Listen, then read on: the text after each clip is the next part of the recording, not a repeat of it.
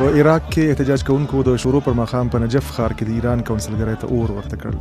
د بلوګر وايي حکومت یې د ایران ملاتړ لري او دوی غواړي چپی کړي. یو احتجاج کوونکي د زیارت پر روزویل امنیتي ځواکونو پر دوی ډزې کړې دي. شباب حرقوها. د کونسلګرۍ د سوځولو کار څو تنو ځوانانو کړی و. د نجف پولیسو او امنیتي ځواکونو پر موږ ډزې پیل کړې لکه چې غوښتل مو ټول عراق وسوځوو. دخانيات الله وكيل دخانات بحضننا قمر. په عراق کې حکومت ضد مظاهرې له تیرو څو اونیو راهیسې د سرخار بغداد په ګډون په یو شمېر ښارونو کې روان دي.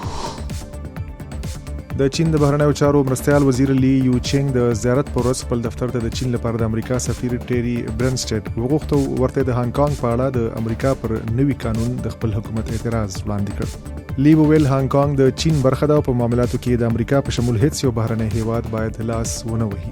د هانګ کانګ اوسیدونکو په وروستیو کې د اداري فساد پر ضد او د جمهوریت په حق کې مظاهرې وکړې. په هند کې د پیازو بیې لوړې شوې دي. دا سبزی د هندي خوړو لازمه برخه ګڼل کیږي او خلک مجبور دي چې واخلي. د پیازو بیې ځکه لوړې شوې چې د اوړي فصل پر وخت مارکیټ ته ونه رسید. بې وخته بارانونه د پیازو د لوړو بیو بل لامل یادېږي.